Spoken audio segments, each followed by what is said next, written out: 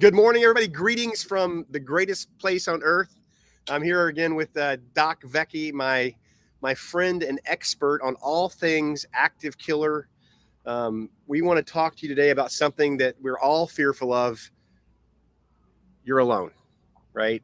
When an event happens, you're on your own for the first 5 to 15 minutes before anybody's going to get there to help you. So the question is if you're alone, what do you have to do? What steps do you need to take care of yourself to make sure you survive the incident? Is that accurate, Doc? Am I hitting it on That's the nail? perfectly accurate. We're not going to SWAT today. No I may swatting sing a song. necessary. I may sing today. I've got a song that I like. So Go ahead. no. We'll wait for later. All right. Hey, go ahead and so I want to talk a little bit about this. I'll have you pop up the slide. So, one of the things that we assume on a lot of this stuff is that, if only the police could get there faster, then this is all going to be over with and things like this. And the reason that about 80% of the time during these attacks, you're on your own. I mean, that's just a fact. Nearly every situation, 80% of the time, and probably more if we really look at it, you're going to be on your own until and the attack's going to be over with, and you're going to still be alone, right? And there's a couple things that factor into this. Okay, first off, let's just go through a few numbers here, right? One of the problems is, and we can establish this as kind of the starting point, is that most of these instances, especially when a firearm is used, is going to be over within 5 minutes. And we also know that within the first 2 minutes, nearly about 70% of the casualties are already going to be inflicted, right? Death and people dying and injured and things like this. So that 5 minutes and then 2 minutes for most of the casualties. So that's number one. So that makes it obviously a very, compressed time frame. But what happens is that what people don't think about is when they think about the police response. Okay, we have to look at it from the standpoint of the critical time gap. We've talked about this in the past, and this is the basis really of the value that the SafeDefend system brings forth for this. And that critical time gap, the first thing we have to understand is the critical time gap starts when the attack starts, begins when the attack starts, and it ends when the attack stops. That's your critical time gap. Okay. Now, if you look at the critical time gap, that is your time to focus on to survive. So that's number one. So that critical time gap is typically 5 minutes or less, 2 minutes for most of the casualties to be inflicted. So that's our baseline there. Then what we think about is, okay, what about the police response? Because the police's job is to get there quickly and to neutralize, stop the attacker. They're going to focus on that first. We all know that, right? Before they get to us. So what most people think of is one aspect. There's three aspects to the response, but only one that we talk about. And that's the actual police response. From the time the police get notified that active shooter in this school, in this city, at this address, right? They have to have a notification of what it is and where they have to go, okay? From that moment to the moment that they arrive on scene, that is your police response time, okay? Now that can be very fast, okay? Now on this slide, I kind of looked at averages for the three largest police departments in the country: New York, LA, and Chicago, right? And New York is 9.5 minutes. Well, obviously that's nearly double the time, before the incident's over within 5 minutes, right? So double that time. Los Angeles is a little bit better at 5.7. And Chicago is really fast, actually, at 3.46 minutes. Okay. Now we look at that and we think, oh, well, that's less than 5 minutes. So why are we going to be on our own, right? And I'll even give you another example of a situation. Back in, I think it was 2018 in Washington, D.C., there was a newspaper that was attacked, and 5 people lost their lives. And the police response time was 1 minute. So then you look at this, you say, well, this doesn't make sense. If we have great police response times of 1 minute, 3 minutes, or it's less than 5 minutes, when an attack takes 5 minutes, then why are we going to be on our own? Why is that a problem? And that's what people don't understand, is that there's two other time elements besides the police response time. And the first one is where the SafeDefend system becomes kind of a magical solution to this, right? And that is your notification. Okay, for the police to be dispatched, to start that police response time, they have to get that information first because they don't know what's going on. And so that's typically done by someone notifying them, 911, someone coming into the police station and screaming, there's a shooting, or someone calling the after hours or dispatch or something like this, or they're getting it some other ways. That's the problem, and that's an average of about 10-minute delay. So if you add the delay of the police getting that notification, because here's the deal, put yourself in the perspective of you're now in this critical time gap. You're going about your business. Gunshot goes off. You're scared. You're looking around. First thing you got to do, and what we're all going to do, is self-preservation. We're going to do something. Now, hopefully we're trained in escape, evade, and engage, right? But even if we aren't, we're going to do something to protect ourselves and the people around us who are important to us, such as students, other employees, things like this, right? And when that happens, we have to be safe first. We're not going to stop when the gunshot's going around and say, okay, I'm going to bring out my phone, dial 911 and start calling and things like this. You're going to move and get to safety. Then, and only when you're safe or you're even thinking about it, you finally get to say, okay, well, I need to notify someone. Well, now, as we talked about last week, the stress response, I'm fumbling with my phone. I can't get the code open. I dial 911. I'm scared. I have to think about the address where I'm at. I've got to get enough information to that operator for that person to call the police or notify the police to even start the response. Hey, Doc, I want to ask a question right now. I'm going to interrupt. I want to ask you a question. How many students know the address of their school? Probably not many. How many teachers? Probably not many. I have trouble remembering the address to SafeDefend. I mean, really, when I do like I'm going to do a credit card thing and they need the address or something like this, I typically have to go and look it up because I remember portions of it. And I'll tell you, if I was stressed, I certainly would remember it. It's an interesting topic because we think, oh, I'm going to call and tell them where I am. Well, no, you're not. You're going to fumble, so it's going to take time to figure out unless they can see your location on your phone. Yeah.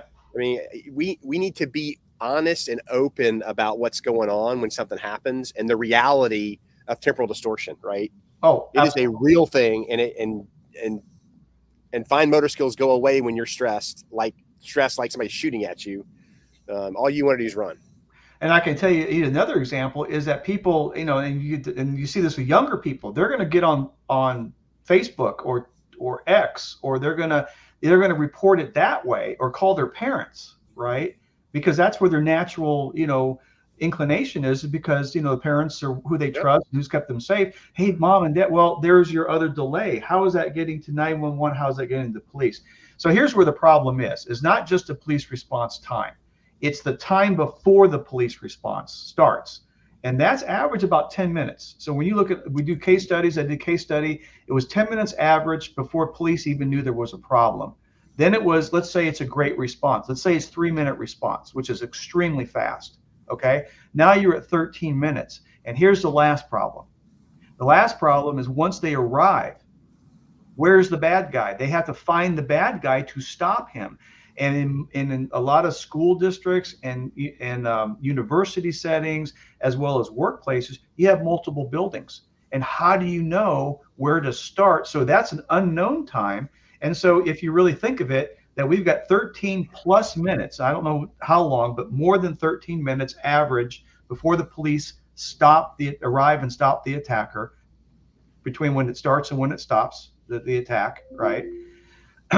You have that, and then you take in consideration that most of the attacks are over within 5 minutes. Most of the casualties are done within 2 minutes. This is why you're on your own. And I want to kind of end and turn it back to you, is This is the reason why, for example, if you're looking at technology, why I'm such a believer in the SafeDefend system. It takes the burden of notification away from you, and it allows you to operate effectively when you're in that body alarm response, that stress response. The only thing you have to do and the only thing you have to train is to put your finger on a reader. After that, everything is done. You don't have to get your phone out. You don't have to get a clicker. You don't have to connect somewhere or run over somewhere to make that notification. The notification is extremely critical. So once that SafeDefend system is notified with a finger, immediate notification goes out to 911. Okay, and then they can then get to the police immediately. Why you don't have to worry about that. And then secondly, whoever you want in terms of getting texts and emails will also be notified. And here's the other last thing I'll say to take care of that third problem when the police arrive on scene. It automatically provides the name of the business or school, the address, the location where the system was set off, the room number, okay, the nearest outside door, the person who set it off, the floor number. Immediately that gets to 911 and everyone else. So you get so everyone is immediately have situational awareness of exactly where the alarm went off and the nearest exit door, and that's gives the police the first starting place to go in and get the bad guy. Yeah, I love this discussion, and I love the discussion for this reason. There's a lot of people out there that are special operators, that are former police, former military, that are highly trained in response, right? They have been through hundreds of drills, thousands of situations. The challenges are building systems for operators, not building systems for teachers, students, administrators, and business owners that don't go to live fire exercises, that don't train to a certain standard, that this isn't part of their daily lifestyle. Right. So when we talk about this and the importance of understanding how alone you are and how to what you need to do to survive, this is real stuff, folks. This is no joke. It concerns me that we are over leveraging technology and we've overcomplicated a very simple problem. Yeah. Right. And time again, we go, well, why did all these kids get injured? Why did these teachers get injured? Why did we lose these lives? We keep doing the same stupid thing.